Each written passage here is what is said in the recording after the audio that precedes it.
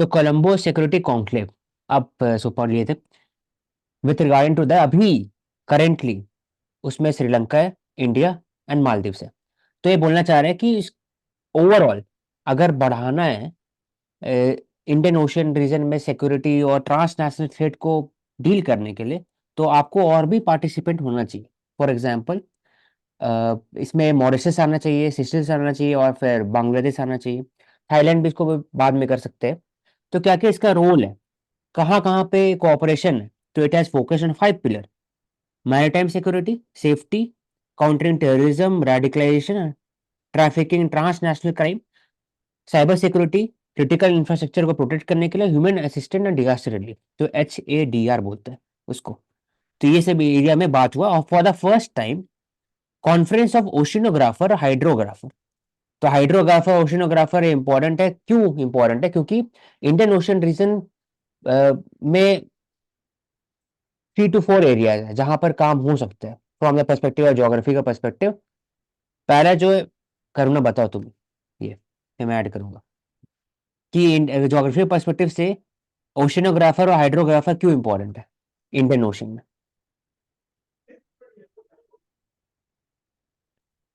सबसे पहले तो जो रिसोर्सेज हैं उनके लिए इम्पोर्टेंट है, उनकी मैपिंग के लिए।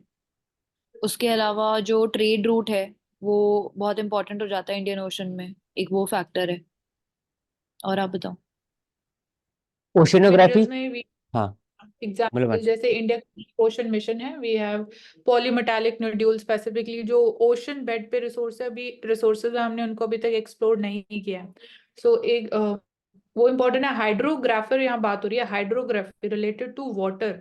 सो व्हेन वी टॉक अबाउट कि ओशन एसिडिफिकेशन भी इंक्रीज हो रहा है, राइजिंग सी लेवल है, एक वो एस्पेक्ट हो सकता है। ट्रेड रूट आपने बोला, that is important. And hydrographer हम बात कर सकते हैं also from the perspective of the fisherman issue, also एक वो एस्पेक्ट हो सकता है। ब्लू इकोनॉमी के कॉन्टेक्स्ट में हम बात कर सकते हैं, सस्टेनेबल ब्लू इकोनॉमी फिशरीज के लिए।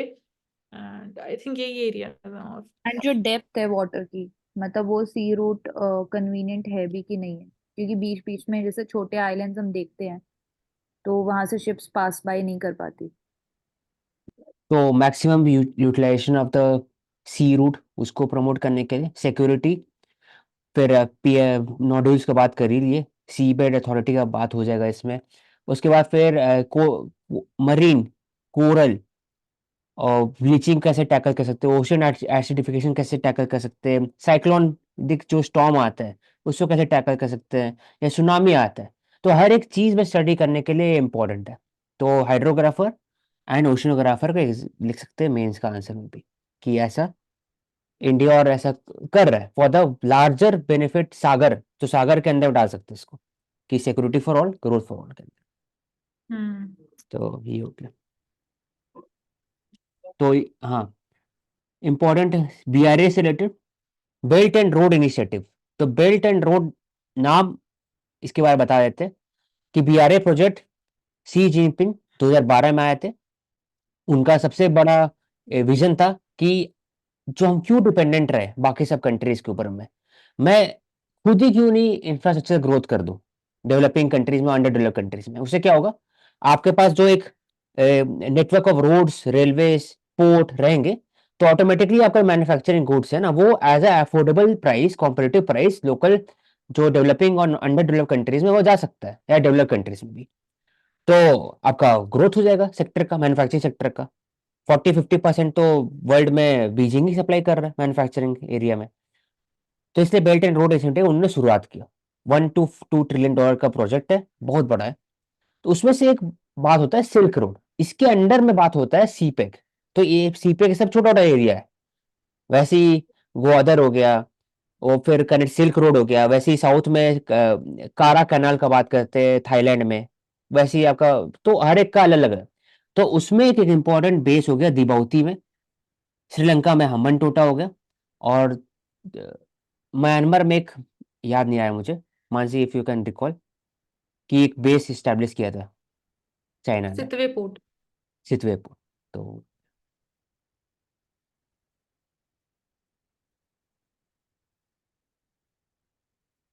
Unpacking the first ever COP health day. COP28 UAE Dubai इस साल हुआ और वहां पर पब्लिक हेल्थ क्राइसिस का भी बात हुआ है। ऐसे for example severe temperature, heat stress, heat wave, excess erratic rainfall, flood, water borne vector borne diseases, extreme weather. तो climate change as the greatest threat to global health, तो ऐसा declare हुआ, डब्ल्यूएचओ ने किया 21st सेंचुरी में। और बोले कि क्लाइमेट चेंज के कारण 100 मिलियन पीपल क्या back into extreme poverty by 2030। इसलिए नेगेटिव हेल्थ और इम्पैक्ट ऑफ द हेल्थ होता है इससे। इसलिए हमें phase out of the fossil fuel चाहिए लॉन्गर टर्म में। तो you COP28 declaration of climate health significant, तो क्लाइमेट एंड हेल्थ बात होता है इसमें। पहली बार इसमें ऐड किया गया, इसलिए लिखा हुआ है कि unpacking the first ever COP health day.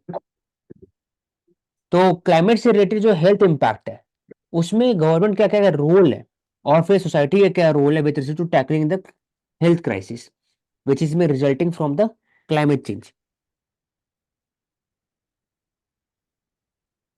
तो क्या चाहिए, तो क्लाइमेट सेक्टर्स, इसी का बात हो गया, फिशरीज, फॉरेस्ट, बायोडाइवर्सिटी एक्सेट्रा। और कैसे हेल्थ सेक्टर को हम लोग डील कर सकते हैं, तो integrating health into the climate planning, ये एक इंपॉर्टेंट वर्ड हो गया, इतना देर मिला। देखो, enhancing the community resilience and disease mitigation, तब जाके आप कर सकते हो। ओवरऑल ये बोलना चाह रहा है कि जो हम लोग हेल्थ का बात करते हैं वो स्पेसिफिक हेल्थ का सिर्फ बात करते हैं, क्लाइमेट चेंज में सिर्फ क्लाइमेट चेंज की बात करते हैं कि आप जीएचजी को कम करो, फेज आउट ऑफ कूल करो। लेकिन यहाँ पर पहली बार कनेक्ट किया गया COP28 में कि क्लाइमेट चेंज से कैसे हेल्थ इंपैक्ट हो रहा है वर्ल्ड वाइड, कैसे 100 million people back into the extreme poverty हो जाएंगे। तो उसको दोनों को इंटीग्रेट करने के लिए कैसे काम कर सकते हैं, integrating health into climate planning, ये करना चाहिए, climate religion and disease mitigation. तो सब कनेक्टेड है, वन हेल्थ इसी का बात होता है कि everything is connected, environmental health, human health, climate change etcetera. Mansi. And यहाँ पे आप ये इंडिया से रिलेटेड डेटा भी देख सकते हो, नीचे जो लिखा हुआ है कि India has seen a disaster nearly every day in the last 9 months of this year. Right. यहाँ पे मतलब हम zoonotic diseases, one health approach, ये सब बात कर सकते हैं। बाकी वही climate change, human health, animal health, biodiversity, सब इंटरकनेक्टेड है। इवन जब हाँ। हम बात करते हैं फूड चेन की, फूड वेब्स की, तो वहां पे भी अगर एक स्पीशीज की पॉपुलेशन अगर कम भी हो रही किसी एक ट्रॉफिक लेवल पे, तो पूरा फूड वेब के ऊपर बहुत मेजर इम्पैक्ट हो सकता है उसका। हाँ। अब आते हैं नेक्स्ट आर्टिकल में, talking of the politics in Kerala. तो शॉर्ट आर्टिकल छोटा सा, ज्यादा बस अवेयरनेस के लिए, ये कि एलडीएफ का गवर्नमेंट है, कांग्रेस, वहाँ कांग्रेस पार्टी है, एलडीएफ लेफ्ट, एलडीएफ मतलब लेफ्ट डेमोक्रेटिक फ्रंट होगा, हाँ। फिर कम्युनिस्ट पार्टी, एम, एम मतलब मार्क्सिस्ट, माओइस्ट नहीं है मानसी, कभी भी कभी नहीं रह सकता है माओइस्ट। हाँ। तो हमेशा से हम्म। वो लीड करते हैं, उन्हीं का बनता है सरकार। तो हर बार क्या होता है ना कि हर बार 5 साल के अंदर में इंटरचेंज होते हैं, कांग्रेस बनते हैं, फिर एलडीएफ, कांग्रेस, एलडीएफ, ऐसे। बाकी बीजेपी इसका 1.2% वोट शेयर है, और बाकी सब छोटा छोटा पार्टी सबका 1.2 3 पॉइंट ऐसे करके। मेजोरिटी कम्युनिस्ट पार्टी, मार्क्सिस्ट और कांग्रेस, ये दोनों का आपस में कंपटीशन होता है with respect to the political power in the Kerala. अब है कि वहां पर परसेंटेज दिया है तो मुस्लिम पॉपुलेशन 27% है, इजावा जो लोअर कास्ट है 23% है, क्रिश्चियन 17.5 है, नायर्स जो हायर कास्ट है 13.5 है। तो ये एक ओवरऑल है।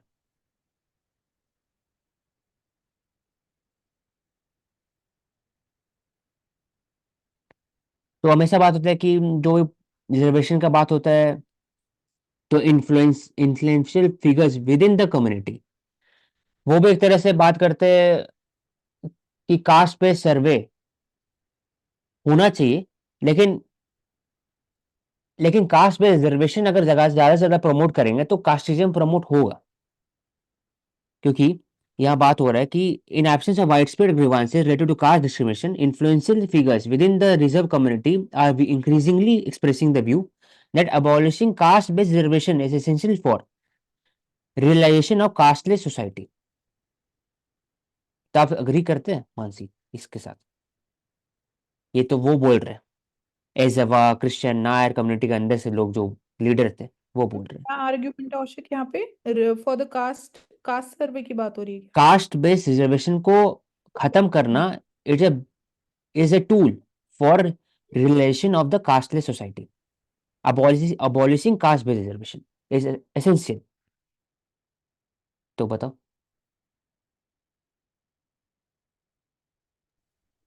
नहीं, ये नहीं बोल सकते। मतलब अगर आप रिजर्वेशन खत्म कर दोगे और उसके बाद आप बोल रहे हो कि कास्टलेस सोसाइटी क्रिएट की जा सकती है, बिकॉज वो जो आइडियाज है, वो माइंडसेट है, वो तो फिर भी चेंज नहीं होगा। तो मेन वो ये कि बिहेवियरली आप कैसे मतलब चेंज कर रहे हो अपनी थिंकिंग को सोसाइटल हम्म, लेवल पे। तो इट ठीक इज है। नॉट जस्ट कि रिजर्वेशन अबॉलिश करने के बाद कास्टलेस सोसाइटी हो सकती है। तो रिजर्वेशन का अलग पर्पस है। रिजर्वेशन प्रमोट नहीं कर रही है कास्ट बेस्ड सोसाइटी। हम्म, ठीक है। नेक्स्ट आर्टिकल, इसमें मोस्ट सर्च्ड ऑन गूगल, तो बस इंपॉर्टेंट ले सकते हैं। ओपेनहाइमर, मानसी। मेरे को इसके बारे में एग्जैक्टली नहीं पता। आई थिंक कोई मूवी है ये।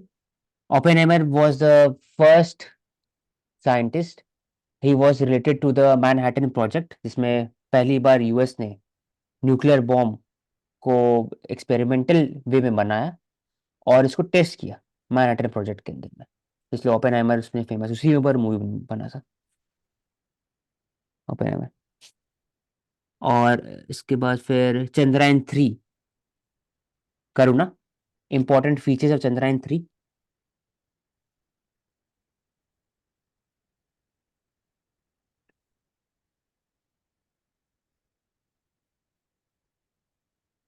मानसी। चंद्रयान 3 बेसिकली उसमें चंद्रयान 2 और चंद्रयान 3 में क्या मेजर डिफरेंस? तो चंद्रयान 2 में we had the three three bars. इसमें I think we had only 2, जो हम लैंडर और रोवर की बात करते हैं। आई थिंक इसमें रोवर नहीं था मेरे हिसाब से चंद्रयान 3 में। चंद्रयान 1 2 3 हुआ है। 1 सक्सेसफुल था 2008 में, पहली बार पता लगा कि वाटर, मून में वाटर है। चंद्रयान 2 भेजा गया, फेलियर हो गया 2019 में। प्रज्ञान रोवर, और जो रोवर थे और लैंडर थे दोनों फेलियर हो गया, तो सिर्फ हम्म। सैटेलाइट थे वो सक्सेस था बस। चंद्रयान 3 में तीनों हाँ। सक्सेस थे। प्रज्ञान रोवर, रोवर मतलब कि गाड़ी छोटा सा, और लैंडर, लैंडर मतलब कि जो चार को ऐसे लिखा हुआ ना लैंडर, तो ये लैंडर है। विक्रम लैंडर, हाँ, जो लैंड विक्रम करेगा लैंडर, उसके बाद। हाँ। तो तो हाँ, यहाँ पे हम बोल हाँ, सकते हैं India became the first country to soft land on the on moon the, हाँ, southern. Southern part of the moon. तो ये हो गया। अब हाँ। बात दूसरा, टाइटेनिक, डीप सी सबमर्सिबल जो फट गया था, 6 लोग मर गए थे। डीप सी, हाँ। टाइटैनिक उसका नाम है। हम्म। और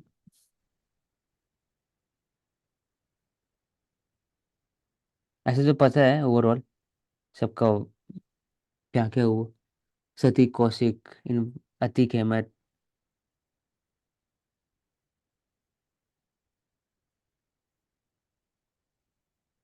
ट्रैवल डेस्टिनेशन में देखा जाता है कि वियतनाम, गोवा, बाली, श्रीलंका, थाईलैंड इंडिया से ज्यादा प्रेफर करते हैं लोग, क्यों ऐसे है मानसी? एक तो फर्स्टली ये रहता है कि we have to go to an international location, बाहर की कंट्री में जाना है। एंड यहाँ पे जो कॉस्ट, जो प्राइसेस हैं, वो कॉम्पिटिटिव है। मतलब इतना एक्सपेंसिव भी नहीं है, तो इट्स अफोर्डेबल ऑल्सो। प्लस जो वही है कि सीनिक ब्यूटी, और like people who want to have, like they prefer beaches. So that's there. मतलब मेन तो यही है कि जो प्राइस है, जो कॉम्पिटिटिव प्राइसेस है, they are not so expensive also, and internationally आप ट्रिप भी कंसिडर हो जाएगी तो। पॉलिसीज भी लिबरल है कौशिक। क्या हुआ? पॉलिसीज भी लिबरल है इन कंट्रीज में हाँ, थोड़ी। हाँ, हाँ, वीजा फिर मतलब हाँ, वीजा वीजा भी पॉलिसी ट्रू। इजीली मिल सकता है, राइट। हम्म। तो इसमें लोग और क्या सर्च करते हैं, सब चीज़ है। तो मतलब most 5 search, G20 summit India में हुआ था, UCC uniform civil code. Uniform civil code में बताओ सचिन, 2 लाइन में। Uniform civil code. तो, 2 लाइन में। Uniform civil code.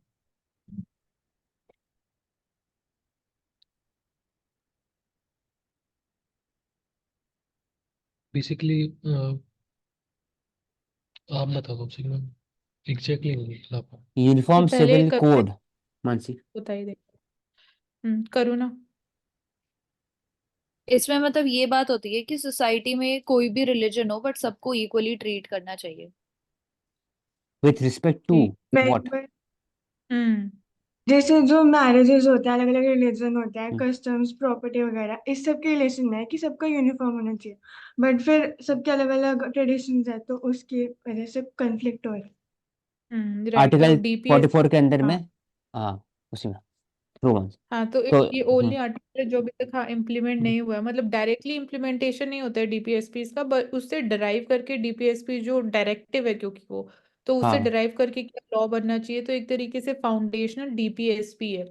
So article 44 जैसे अभी औशक ने मेंशन किया, सो उसके कॉन्टेक्स्ट में यूनिफॉर्म सिविल कोड वही बोल रहा है कि यूनिफॉर्म होना चाहिए civil code for like inheritance, marriages, divorce, इन सारे एरियाज में, अडॉप्शन, यहाँ पे यूनिफॉर्म सारा सेम लॉज और स्टैंडर्ड्स होना चाहिए फॉर ऑल द रिलीजन, मतलब फॉर एवरीवन। जैसे हम क्रिमिनल केसेस की बात करते हैं तो वो भी यूनिफॉर्म है, it is not varying on the basis of religion और रीजन।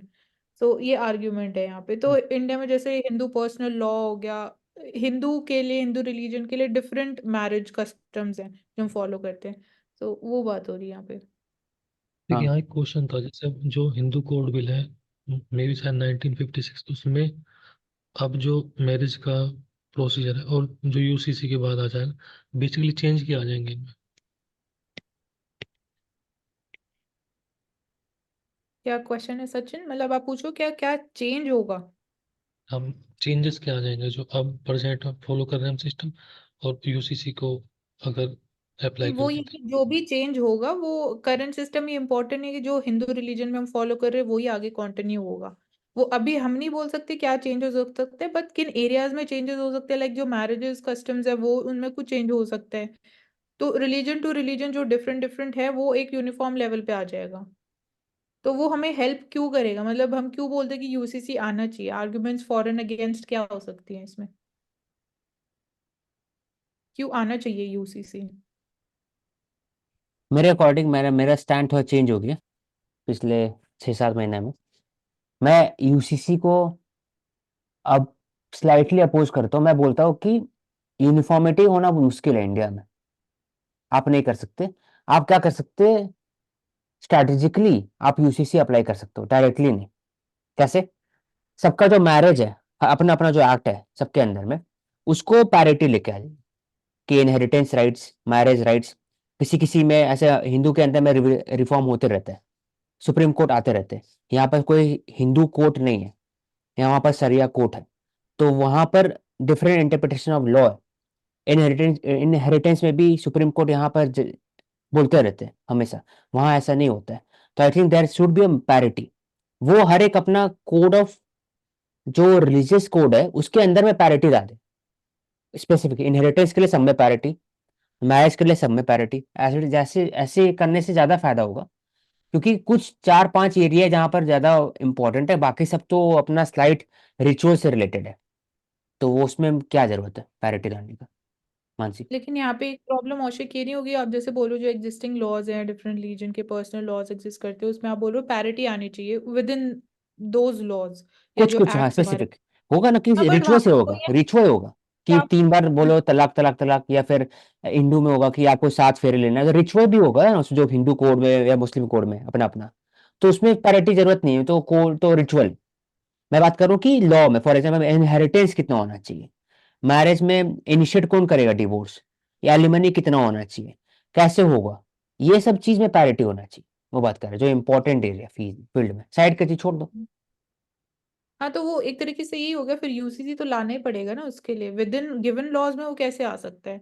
हाँ, वो तो फिर चेंज वही कर बात दो है ना, एक एक करके, रीजन, हाँ जो वही लोग हैं बात है। उनको अग्री भी करना पड़ेगा ना उस चीज के लिए। तो जैसे अगर क्रिमिनल केस में हमारे पास यूनिफॉर्म लॉज है तो सिविल में भी हो सकते हैं। अगर with in state of Goa वो पॉसिबल है तो पैन इंडिया लेवल पे भी पॉसिबल हो सकता है।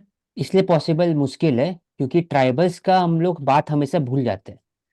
बोलते बोलते हम लोग सिर्फ 10 करोड़ पॉपुलेशन सोचते हैं आसपास में, जिसके साथ उठना बैठना सब चीज है। हाँ, ये बात लेकिन ठीक है यार। ट्राइबल लाइफ का जो डाइव- कस्टम है ना, उतना डिफरेंट है, इतना डिफरेंट है कि सोचो कि माला पहनाना है शादी हो जाता है।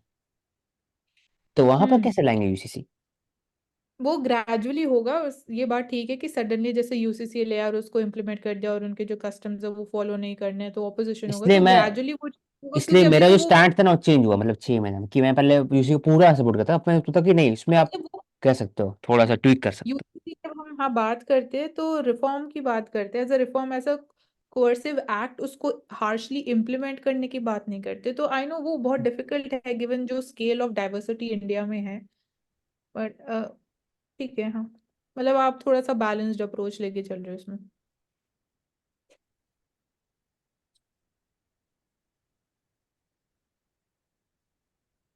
तो remission of duties and taxes on export product scheme, RODTEP, centre plans to revive tax cut on sugar export. Tax cut होगा, इसका मतलब आप एक्सपोर्ट ज्यादा कर सकते हो, है ना? हम्म हाँ, कॉम्पिटिटिवनेस बढ़ जाएगी, तो इसका ये मतलब भी एक ऑलरेडी पार्ट। प्राइस गिर चुका है, पहले रिस्ट्रिक्शन किया हुआ था तो प्राइस बढ़ गया। नहीं नहीं, प्राइस गिर नहीं नहीं, गया फिर। जैसे हाँ, एक्सपोर्ट तो फिर आप ड्यूटीज भी लगती है, जो आप प्रोडक्ट एक्सपोर्ट कर रहे हो उसके ऊपर टैक्सेस लग रहे हैं, तो मतलब उसका प्राइस इंक्रीज हो रहा है क्योंकि टैक्सेस इंक्रीज हो रहे हैं उस पे। सो इंटरनेशनली मार्केट में भी उसका प्राइस कंपटीशन हाई कम हो गया रहेगा, यार। competitiveness, हाँ, कम हो जाएगी। तो ये भी एक पार्ट ऑफ इशू है एट WTO। सबका बात होता है, ये सिर्फ शुगर का बात नहीं हो रहा है, इंडियन टी एसोसिएशन में बात करते हैं कि सब में कम लगना चाहिए। ठीक है। हम्म WHO urges nation to raise surveillance against the COVID-19। तो WHO से रिलेटेड मानसी इंपॉर्टेंट रिफॉर्म जो चाहिए। WHO में अगेन की we see domination of west countries, so in terms of decision making also, और WTO आई थिंक कि guidelines issue करता है तो उसका वो इतना मैंडेटरी नहीं होता है, मतलब रिकमेंडेटरी इन फॉर्म होता है। तो like we can talk about giving how we can give more teach to this body WHO। दूसरा, WHO का जो फंडिंग है, it is based specific for the country contribution. तो जो सबसे हम्म ज्यादा कंट्रीब्यूट करते हैं उनका रोल बढ़ते रहते हैं। चाइना का कंट्रीब्यूशन बहुत ज्यादा WHO में। फिर फॉरेन कंट्रीज का जो ग्रांट है उसमें भी WHO का कंट्रीब्यूशन ज्यादा है। तो कहीं ना कहीं एक जो डोनर्स बायस है ये आ जाता है, कोट एंड कोट। ठीक। तो इसको देखना चाहिए। दूसरा, स्पेसिफिक एक टीम नहीं है, रिसर्च बॉडी नहीं है कि आप रिसर्च कर सकते हो, आप डायरेक्ट कर सकते हो, इन्फोर्स कर सकते हो लॉस को डायरेक्टली कि आप करो, लॉकडाउन करो, ऐसा कर नहीं सकते तो दिक्कत। एंड जैसे कोविड-19 में भी देखा कि अर्ली वार्निंग सिस्टम मतलब बहुत वीक था WHO का, तो उसको भी स्ट्रेंथन कर सकते हैं। कोविड 19 में मैं जो है पीछे याद है, खुला ट्विटर तो उसमें WHO का आया था उसी दिन कि it is not human to human, there is no indication of human to human transmission. ये ट्वीट था WHO का ऑफिशियल साइट से ट्विटर पे 2020 में, जनवरी में। There is no indication of human, जबकि 2-3 महीना मिला था उससे कि नवंबर से हो रहा था केस, दिसंबर में भी केस फैल रहा था चाइना में, लेकिन जनवरी तक गया तो 3 महीना बहुत होता है पता लगना, सिंपल था ना कि ह्यूमन टू ह्यूमन हो रहा है कि वहां। हम्म लेकिन जनवरी में 2020 में याद है कि वो ट्वीट किया था कि देयर इज नो इंडिकेशन। तो वहीं से उसका जो क्रेडिबिलिटी है ना कम होना स्टार्ट हो गया, आज तक ही कम होते हैं। फिर ठीक है जी।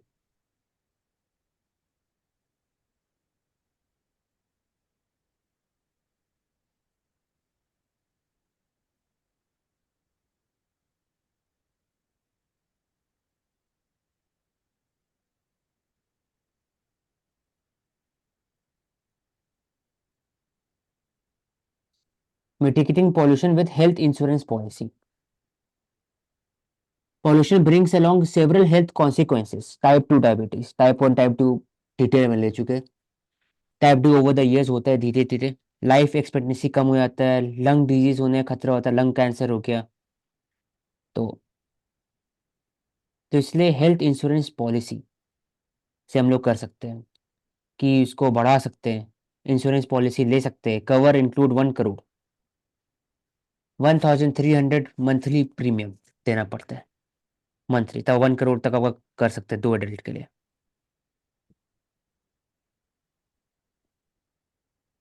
OPD कवरेज आ जाता है। PED, PED क्या है? कहाँ मान पे से कह रहे हो मुझे? PED कवरेज और PED क्या है यहाँ पर? PED। OPD तो समझ में आ गया। ओपीडी कवरेज पीडी देखना पड़ेगा एग्जैक्टली क्या है। आउट ऑफ पॉकेट एक्सपेंस कम हो जाता है ओपीडी कवरेज से। तो बोलना चाह रहे हैं कि टेस्टिंग जो PD is pre existing diabetes के लिए। ओ ठीक है प्री डायबिटीज। तो बोलना चाह रहे हैं इसमें कि अगर आप हेल्थ इंश्योरेंस लोगे तो आपका जो आउट ऑफ पॉकेट एक्सपेंडिचर है वो कम हो जाएगा with respect to. Important art PT fact, PM2.5 और PM10 में क्या फर्क है? तो इसमें लिखा हुआ है कि PM2.5 होते हैं इतने छोटे होते हैं कि वो डायरेक्टली लंग के अंदर तो ट्रैप होते हैं वो PM10, लेकिन लंग के अंदर ट्रैप होकर वो ब्लड वेसल के अंदर घुस जाते हैं, उसके कारण और खतरा बढ़ जाता है टाइप 2 डायबिटीज का। तो PM2.5 result in high blood sugar level और ब्लड के अंदर घुस जाता है, मतलब ब्लड वेसल के अंदर वो ट्रैवल करते हैं एज कम्पेयर टू PM10। ये पूछा था आई थिंक 2020 में। यस।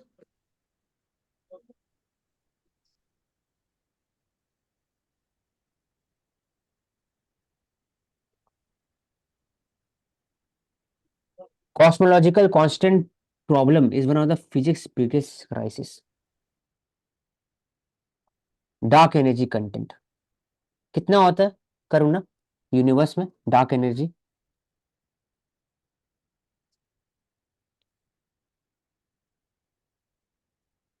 आई थिंक 95% होता है dark energy and dark matter दोनों मिला के। डार्क एनर्जी कितना होता है? डार्क एनर्जी देखती हूँ। 68 होगा आई थिंक, देखना।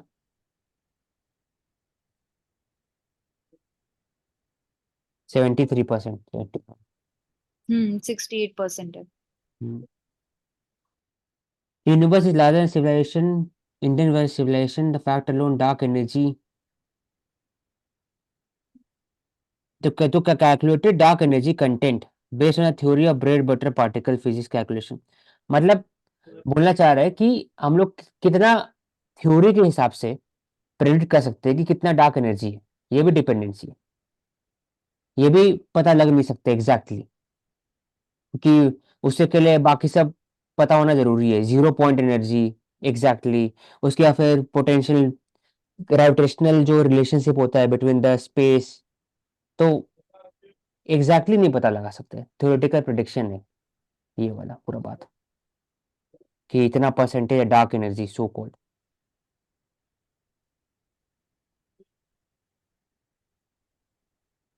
फाइन ट्यूनिंग करना बहुत दिक्कत होता है। डार्क मैटर के बारे में तो हम फिर भी जानते हैं, पर डार्क एनर्जी अभी भी मिस्टीरियस है। हम्म। ये कौन सा एलिफेंट है करुणा?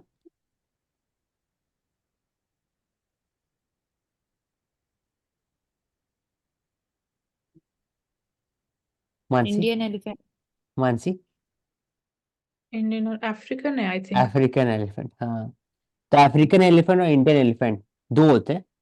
अफ्रीकन के अंदर में दो होते हैं, एक होता है फॉरेस्ट बेस्ड, एक होता है grassland based.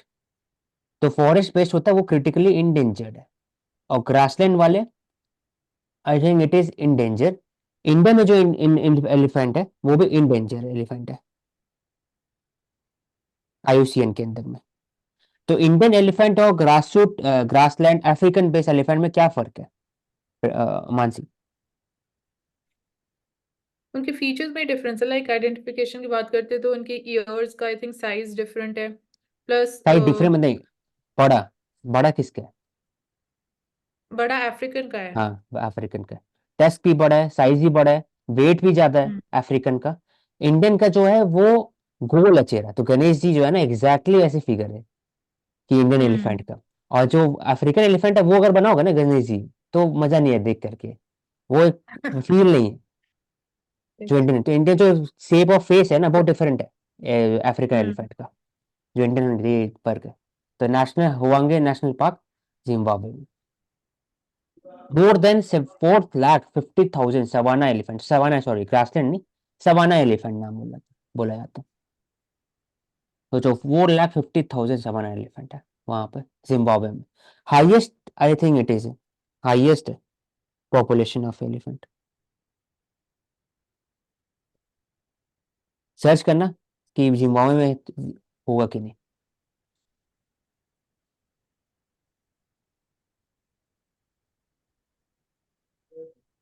India revised criminal law proposal, तो उसमें बहुत सारे चेंजेस किया गया आईपीसी के अंदर में, एंड इट रिप्लेस्ड बाय भारतीय न्याय संहिता, भारत भारतीय नागरिक सुरक्षा संहिता। तो न्याय, पीनल की जगह न्याय कर दिया गया। पीनल मतलब नेगेटिव वर्ड है, तो इसको न्याय बना दिया।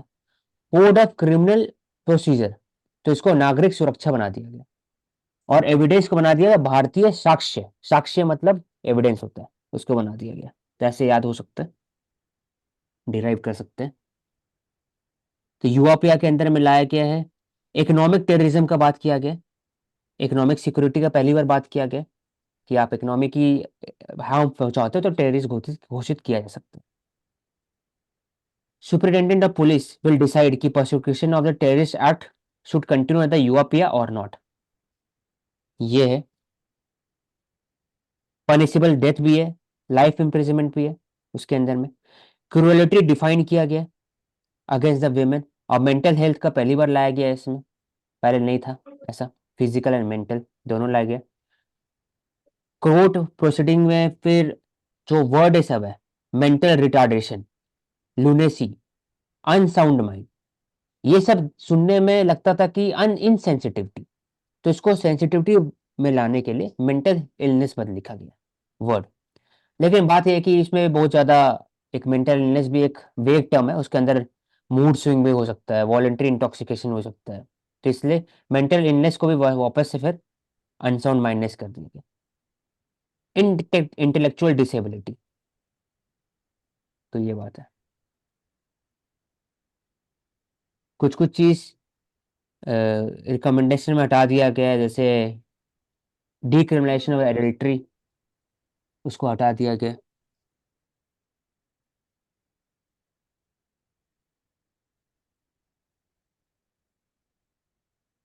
IPC section 327 IPC can be invoked when there is a non consensual sex और rape of a man by another man, तो मैन मैन का भी डाल दिया गया है, विमेन हस्बैंड का भी ला दिया गया है।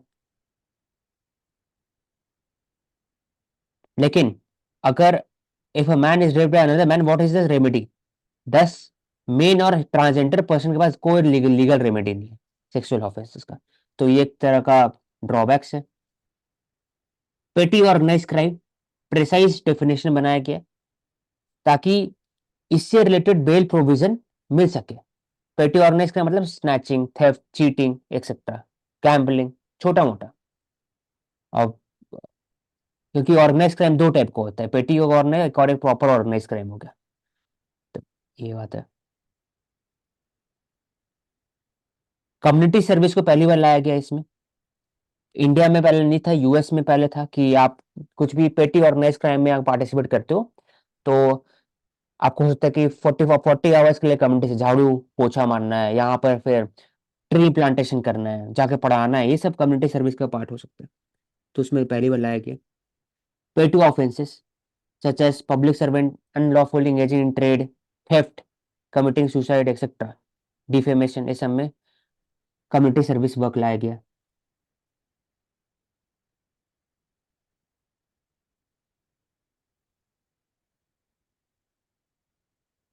Power of the police to use handcuff has been expanded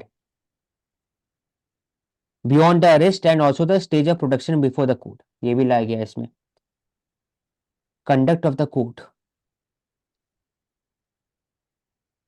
बहुत अच्छा मतलब आर्टिकल है वाला। एविडेंस ऑडियो विजुअल भी इंक्लूड किया गया है इसमें।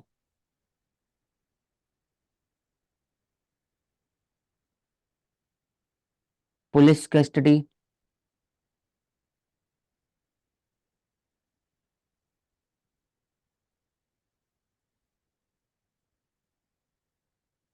इसमें the committee recommends that the suitability amendment to be brought provide greater clarity interpretation of clause.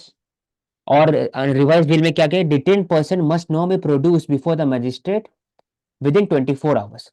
तो ये आर्टिकल 22 का है ये, एक तरह से कि आप कोई डिटेन करते हो किसी को भी तो आपको 24 घंटे के अंदर में आपको प्रोड्यूस करना पड़े मजिस्ट्रेट के अंदर में।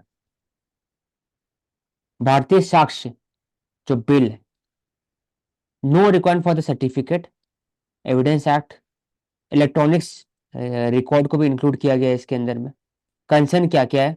पहली बात तो यूआपीए का बात कर ही लिए।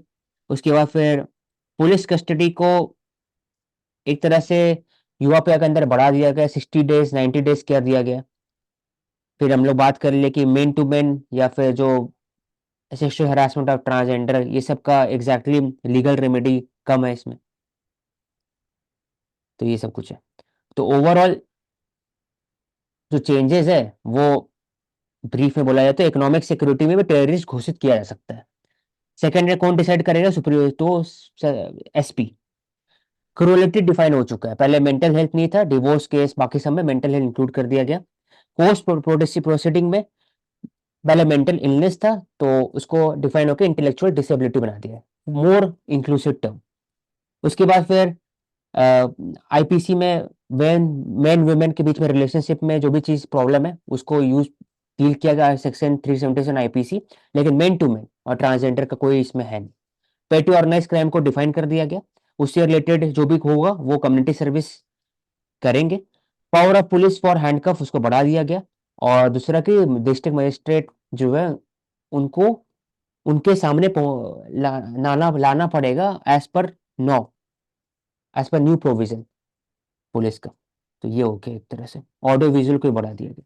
तो ये चेंजेस किया गया भारतीय न्याय सुरक्षा, नागरिक सुरक्षा न्याय संहिता और साक्ष्य का। It was a very comprehensive article. Mansi कुछ बोलना आगे बढ़े। नहीं, Ashiq can move forward. Why ransomware attacks on IT firms are cause for concern? ransomware क्या होता है प्रवेश?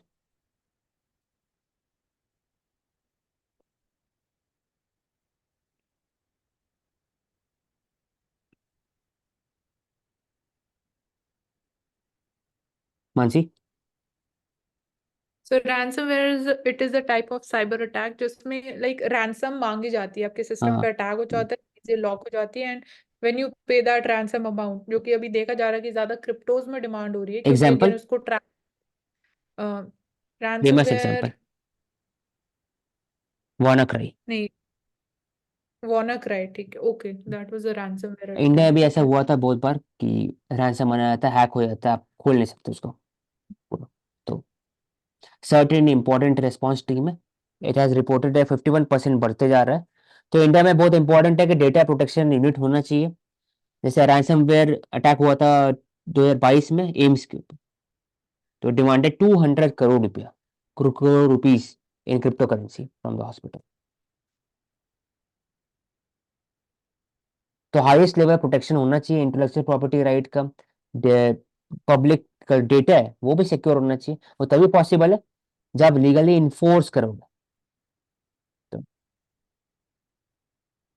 तो कल का जो क्वेश्चन था ना वो Rwanda genocide, Rene Cassin father of declaration of human rights, UN declared birth control, ये वाला हो गया। तो ये बीजिंग डिक्लेरेशन नहीं था, ये था UN declare birth control access to control basic human. Most translated document the world, Bible remains the most translated. ठीक, ये तो जरूरत नहीं।